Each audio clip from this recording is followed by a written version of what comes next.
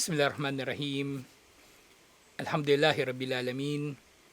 Salatu wassalamu ala asyrafil anbiya'i wal mursalin. Nabiyina Muhammadin wa ala alihi wa sahbihi ajma'in. Assalamualaikum warahmatullahi wabarakatuh. Sa inshallah, Adabul Muta'allimin. Sa sumunod na bahagi, Al-Qira'ah. Al-Qira'ah, pagbabasa. Kasi malaking bahagi naman ng pag-aaral talaga ang pagbabasa. Hindi ipinagbabawal sa Islam ang pagbabasa. Kasi OA yung iba mag-share ng ng kasabihan ng mga scholar. Di ba? May kasabihan yung mga scholar na ang tao na natututo lamang sa pamagitan ng aklat ay katulad ng gumawa ng bahay na mas mahina pa sa bahay ng gagamba. Totoo naman. Kung sa aklat ka lang natututo, Facebook, basa-basa, yung kaalaman mo, yung pundasyon ng kaalaman mo, mahina nga. Mas mahina pa sa bahay ng gagamba. Pero itong kiraan na binabasa natin ngayon, o kumbaga binabanggit dito sa libro, itong kiraan na kumbaga kasama ng tunay na pag-aaral. Kumbaga, kasama ng tunay na pag-aaral. Complementary sa pag-aaral, kasama nila. O pwede sabihin na supplementary, ganun. Pero hindi yung nag-iisa lang na paraan mo ng pag-aaral. So, kailangan mong magbasa. Lalong-lalo na ngayon halimbawa, interesado ka talaga matuto ng Islam.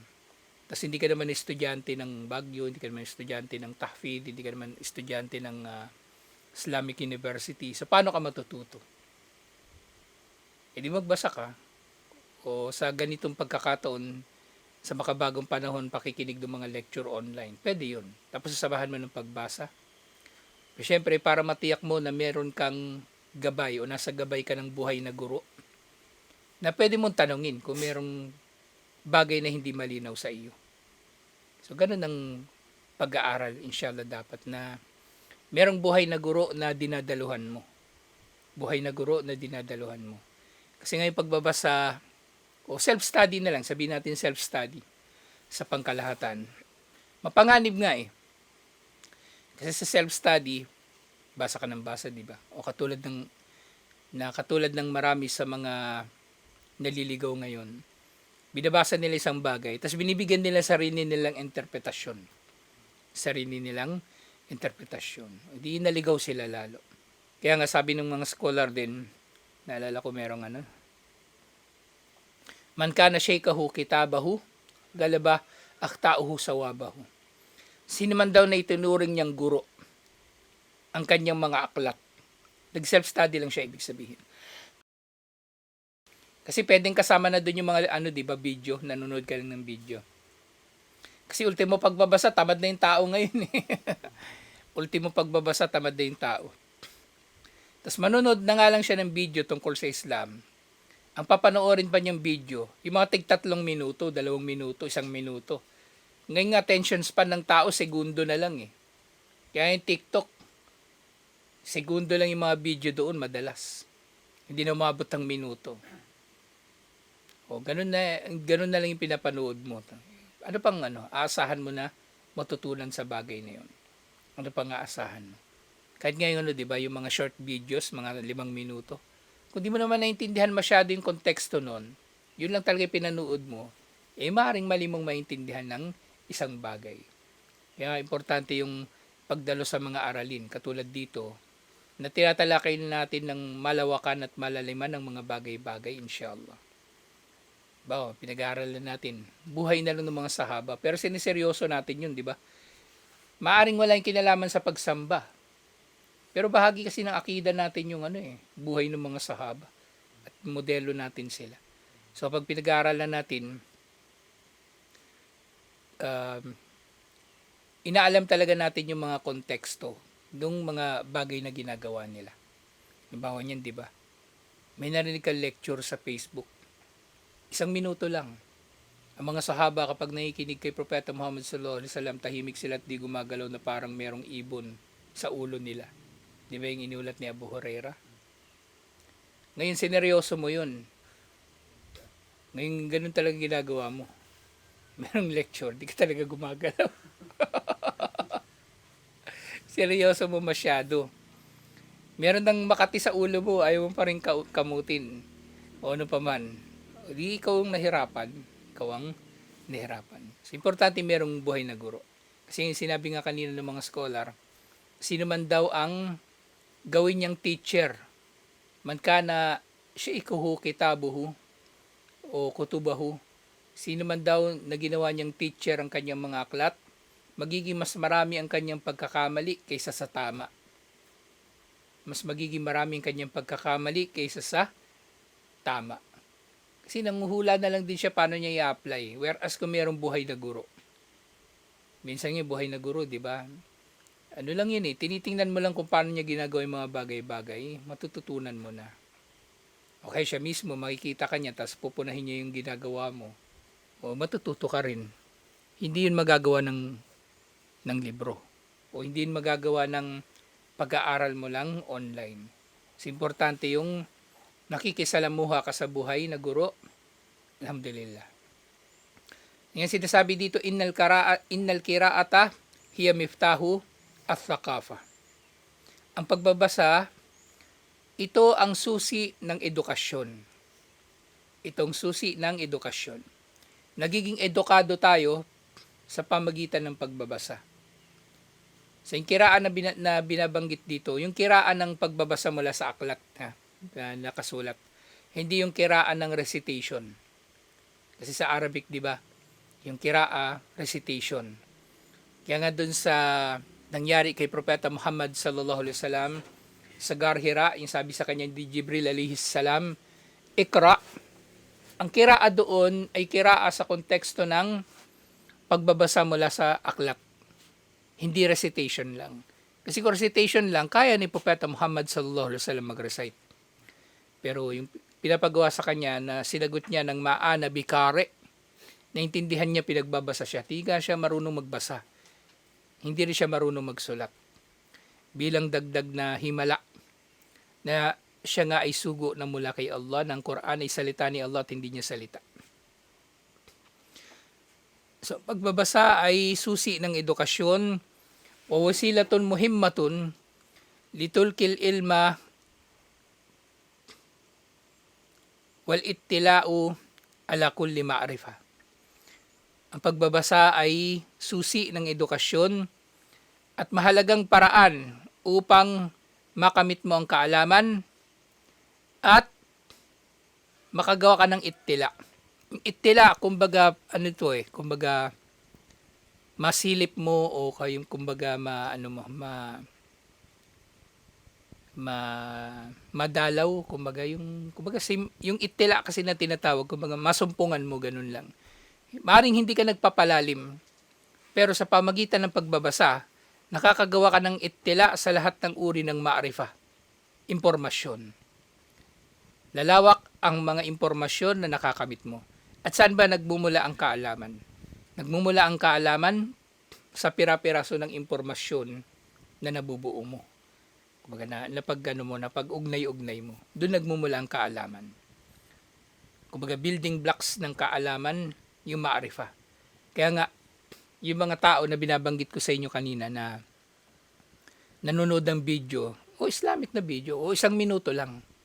Actually, maring nagkakamit siya ng ma'rifa, pero hindi niya nakakamit pa ang kaalaman, ang ilm. Nakuha siya ng impormasyon, pero hindi yun agad-agad mga ngahulugan na kaalaman. Kasi ang kaalaman ang impormasyon upang maituring na kaalaman, ito unang-una ay marapat lamang na magdudulot ng pakinabang doon sa nagkamit ng kaalaman. Kung nalaman mo lang yun, hindi mo naman pinapakinabangan o nananatiling impormasyon. Data, yun. Data lang siya. Kung hindi mo inaksyonan ang data, hindi yun matatawag na knowledge. Nananatili siyang data o impormasyon, pero hindi siya nagiging knowledge. Ang kaalaman, yung sabi ni Imam Shafi'i, ang kaalaman ay ang siyang nagdudulot ng pakinabang. Hindi yung kinakabisado lang. Hindi porke kabisado mo, alam mo na. Di ba? Hindi porke kabisado mo, alam mo na. At alam natin yung ganyang kalagayan sa marami sa mga nagkakabisado ng Quran, nagkakabisado ng hadith, tapos hindi naman nila sinasabuhay. So magkaiba yun. Magkaiba ang pagkakaroon ng impormasyon sa kaalaman, magkaiba ang, kumbaga, impormasyon na nakabisado mo lang, Quran halimbawa, mula doon sa kaalaman mo sa Quran na isinasabuhay mo rin, alhamdulillah. Sa pagbabasa, susi ng edukasyon, mahalagang paraan upang magkamit ng kaalaman at ang makasumpong ka ng iba't ibang mga uri o lahat ng uri ng impormasyon, alhamdulillah. Wa mimma yadullu ala dhalika ومما يدل على ذلك أن أول آية نزلت على نبينا محمد صلى الله عليه وسلم هي قوله تعالى اقرأ باسم ربك الذي خلق. At ang dalil na tumutukoy dito ay ang katotohanan ng unang aya na ibinaba kay Propeta Muhammad sallallahu alaihi wasallam ay ang Iqra bismi rabbikal ladzi khalaq. Magbasa ka sa ngalan ng iyong Panginoon na lumikha. Siyempre, ang Quran, pinangalanan siyang Quran mula sa salitang kiraa din. Ibig sabihin ng Quran, meant to be na babasahin at i-recite. Babasahin at i-recite. Kaya nga, para sa sinumang Muslim na hindi marunong magbasa ng Quran man lang, napakalaking kapintasan nga talaga ito sa kanya. O sinumang Muslim na hindi nagre-recite ng Quran, napakalaking, o hindi marunong mag-recite ng Quran ng maayos. May lakas siya ng loob. May tono pa eh. Ang basa ng Quran, may tono. Gayahin pa niya yung tono ni Apasi. So, malaking kapintasan niya sa kanya. Siyempre kung ang Muslim, hindi rin naman nagbabasa ng mga aklat ng kaalaman, malaki rin yun na kapintasan sa kanya. Napakahalaga ng kiraa para sa mga Muslim. Napakahalaga ng kiraa para sa mga Muslim. Kaya nga kung meron kang cellphone, lalong-lalo na ngayon, tas ang cellphone mo wala man lang nilalaman na aralin, saan yun ng video o aklat na pwedeng basahin, napakalaking kapintasan din sa Muslim yung ganoon. So, importante lalo na Quran, may mga app naman ng Quran, di ba? O, kung bakante ka, halimbawa, magbasa ka ng Quran, buklatin mo yung Quran sa cellphone, napakalaking bagay na dito, kumbaga, sa pamagitan ng pagbabasa na ito, malalaman natin yung, kumbaga, may sasabuhay natin. May sasabuhay natin ang pagpapahalaga rin ni Allah sa pagbasa. Alhamdulillah. Sa ngayong unang mga aya, Iqra bismi rabbikal ladzi khalaq. Magbasa ka sa ngalan ng iyong Panginoon na lumikha. Khalaqal insana min alaq. Na lumikha sa tao sa pamagitan ng alaq, yung nakabitin na piraso ng laman doon sa sinapupunan ng ina. Iqra wa rabbukal akram. Magbasa ka dahil ang iyong Panginoon ang siyang pinaka marangal, pinaka mapagbigay. Alladhi allama bil qalam, na siyang nagturo sa pamagitan ng panulat. Allamal insana ma lam ya'lam, nagturo sa mga tao ng anumang hindi niya nalaman. So napakahalaga talaga ng pagbabasa. Falqira'atu wal kitabatu wafidan muhimman litazawwidi min al-ilm. Ang pagbabasa at ang pagsusulat ay dalawang wafid. Kumbaga dalawang bagay na magdudulot, dalawang mahalagang bagay na magdudulot na tayo ay magkamit ng kaalaman. Dito nga ang binanggit tazawwud. Tazawwud. Na ibig sabihin magbaon. So, sa pamagitan ng pagbabasa at pagsusulat, tayo ay makakapagbaon inshallah ng kaalaman. Bakit tinukoy dito na babaunin ng kaalaman? Kasi ang buhay natin dito sa mundo, inihalin tulad ng sa mga hadith, di ba? Na parang naglalakbay lang tayo dito. At ang paraan upang maging maginhawa naman yung pamumuhay natin dito. Kasi hindi ka naman maglalakbay na sasadyain mong mahirapan ka, di ba? Kailangan komportable ka sa iyong paglalakbay. Magbaon ka ng pagkain, tubig. O ngayon, di ba, meron namang bus, meron namang sasakyan magbaon ka ng chichirya o ano pa bang kailangan mo, pera lalo na, mas mahalagang o pinakamahalagang baon na pwedeng gagawin ng tao sa kanyang paglalakbay sa buhay, yung kaalaman. At para magkamit ka ng kaalaman, magbasa ka rin. Magbabasa ka rin, insyaallah. Yun nga, kasi, halimbawa, di ba, dito, merong aralin tayo dito. Pero hindi naman lahat alam ko, di ba? Minsan nga, nagkakamali pa ako sa nababanggit ko eh. Pero kung kayo nagbabasa din, magbabasa din kayo tungkol sa anumang tinatalakay natin, di madadagdagan yung kaalaman nyo. Inshallah. Mas madadagdagan ng kaalaman ninyo. Parang ano yan eh. Nakinig ka ng balita. Nanood ka na ng balita sa GMA. Oh. Tapos pinanood mo yung parehong balita sa kabilang channel, ABS-CBN. Ngayon, malamang yung laman ng balita ng ABS-CBN, hindi katulad nung sa GMA. May iba yun. Meron mababanggit to na impormasyon na hindi nabanggit to sa nauna. Gawin din sa pag-aaral. So, maaaring merong hindi nababanggit yung guro na mababanggit sa libro. O maaaring yung nagkakamali yung guro, tapos nalaman mo yung tama sa libro. So, either way, panalo ka. Kasi, gumawa ka ng paraan na madagdagan ng iyong kaalaman, inshallah. Na dahil nga dito, dahil sa ang pagbabasa at pagsusulat ay dalawang magandang dahilan o magagandang paraan upang makapagbaon pa tayo ng dagdag na kaalaman sa ating paglalakbay dito sa dunya. Wa yajdiru bina an nuwallihima al-inayat at-tama wal nabda awalan bit-ta'arrufi ala fawaidil qiraati.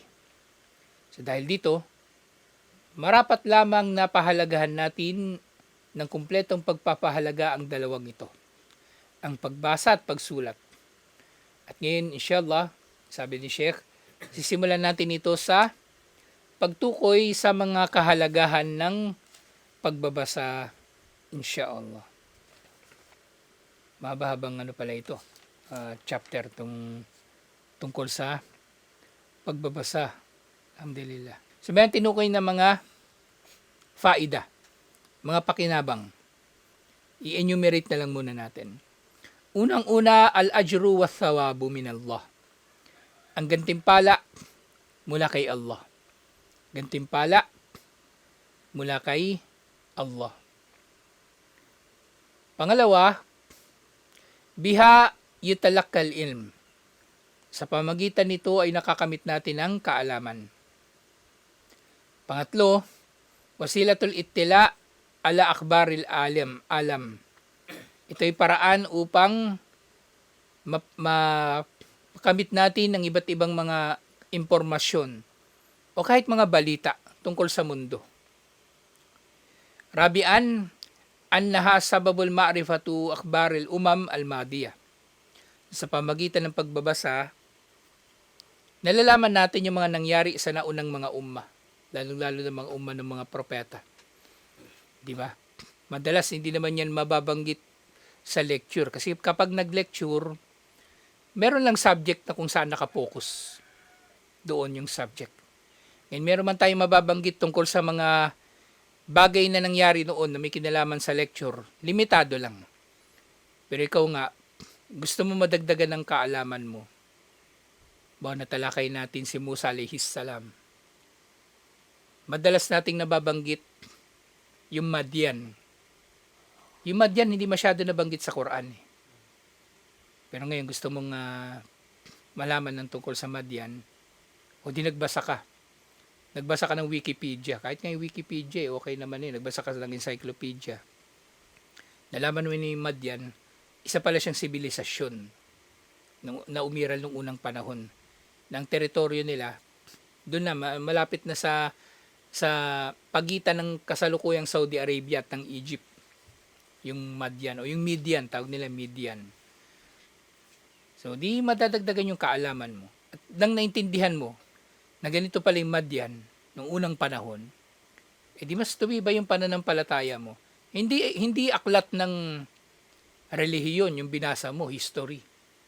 pero mas tumibay ang iyong pananampalataya. Noon na nga lang kay Paraon eh. 'Di ba nagbasa ka ng history books?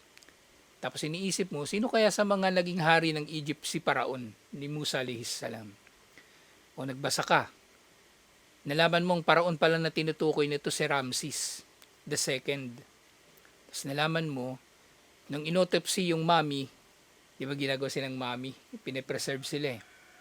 Nung inotopsy ang mommy, mataas ang porsyento ng katawan o ng asin sa katawan ni Ramses. Actually, lahat naman ng mga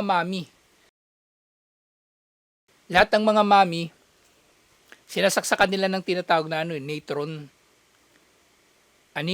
Derivative ng asin yun eh, para ma-preserve yung katawan.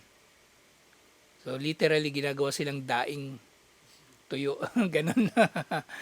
Pero si Ramses, kakaiba yung composition ng katawan niya eh. So posible na yun nga, ebidensya yun na talagang namatay siya sa pagkalunod. Tapos ngayon nagbasa ka pa uli kay Paraon. History book lang yung binasa mo ha. Hindi pa yung aklat ng kaalaman o kaalamang Islamiko. Tapos nalaman mo, ang sa sobrang yabang ni Paraon, pero nung namatay pala siya, hindi naman siya nilibing sa pyramid. Inilibing siya doon sa mga parang apartment type lang na hindi naman apartment type. Meron naman siya mausoleo, pero hindi sa isang pyramid. Sabihin, totoo yung sinasabi ni Allah. Na maraming winasak si Allah na nauna na mas makapangyarihan pa kay Paraon. Kasi mga naunang mga hari kay Paraon, ang lalaki ng mga pyramid. Ang lalaking building ng mga pyramid na yun. Pero si Paraon, inilibing na lang sa isang mausoleo.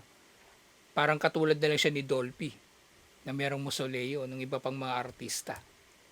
Ganun lang siya kahina. So mas makapangyarihan pa yung mga nauna sa kanya. History book pa lang yun.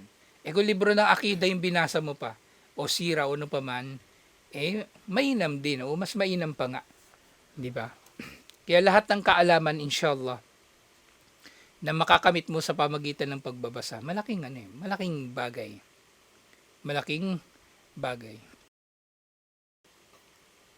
Panglima, annaha tufidul qari bima'rifati tajarubul akharin. Tajarubul akharin. Sa pamagitan doon ng pagbabasa, nalalaman natin yung experiences ng ibang mga tao. Kaya sinulat din yung kanilang experience, di ba? Oy, ganito pala nangyari sa mga taong ganito. Kasi ginawa nila yun eh. Hindi ko nga gagawin yan para maiwasan. Kaya lagi ko sinasabi sa inyo, ang matalinong tao, natututo sa sarili niyang pagkakamali o sarili niyang karanasan. Pero mas matalinong tao, yung natututo sa pagkakamali o doon sa karanasan ng iba. Kasi hindi mo na kailangan pagdaanan yun eh. Di ba? Hindi mo na kailangan pagdaanan. Pang-anim, anna sababun liiktisabil akhlaq alhamida. Sitero ay paraan ng pagbabasa ay paraan upang magkamit ka ng mabuting asal. Kaya nga makikita natin talaga yung mga edukado, palabasa talaga sila. Yung mga edukado, palabasa sila. Yung mga professional, mga Pinoy yung ugali. Meron mga edukado na walang hiya. Pero ang marami, kapag makita mo yung tao palabasa, talagang yung ugali nila, Pino, kumbaga. Actually, kahit sa mga kuffar, kumbaga, tawag nila elegante. Yung mga eleganteng tao, palabasa. Pampito, anha kanaton tufidul qari bikulli jadidin jadidin fil alam. Sa pagbabasa daw ay nagbabasa na magkaroon siya ng parang channel para malaman ang kung ano man ang bago na mga nangyayari sa mundo. Pangwalo, anha sababun lil ansi anha sababun lil ansi bil mut'ati wat tarfi anin nafs. Ang pagbabasa daw ay nagiging dahilan na nakakapag-relax daw ang sarili ng tao. Di ba? Ikaw di ba binabasa mo yung Peacock?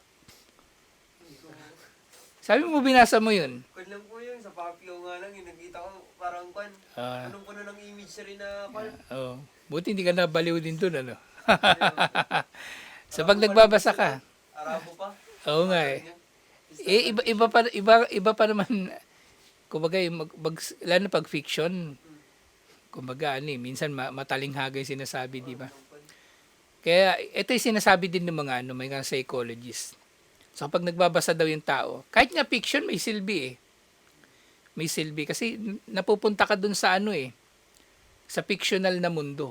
Kahit pa merong basis, kumbaga, totoong lugar, yung mga binabanggit doon sa fictional na mundo. Kung hindi mo pa napuntahan, o di parang nakapunta ka na rin doon. Di ba? O nagbasa ka tungkol sa Makkah, tungkol sa Madina. At sinasabi ng mga psychologist, magkaiba ang epekto sa utak ng pagbabasa sa panonood. Manood ka ng documentary tungkol sa Kaaba. At magbasa ka tungkol sa Kaaba, magkaiba yung epekto. Kapag nagbasa ka tungkol sa Kaaba, merong ibang parte ng utak mo yung gumagana. At ito yung nagdudulot na yung tao na nare-relax. Kaya nga ngayon, di ba? Yung mga tao, bakit sila balisa? Kakababad sa panonood. Samantala yung parte ng utak nila na dapat nagbabasa, umuunawa sa binabasa. Nag-i-imagine. Kasi imagination mo yung gagana sa pagbabasa talaga eh. Nagbasa ka ng libro, di ba, tungkol sa Kaaba. O imagine mo, nababalot ng telang itim na may gintong sinulid. O di gumagana yung utak mo ngayon. May nakita akong picture ng Kaaba, ito yung sinasabi dun. Yung picture na yun yung sinasabi dito. O di gumagana yung utak mo. Whereas, kung nood ka lang ng nood, wala na, yung parte mo na yun ng utak, sabi nga nung iba, lumiliit eh.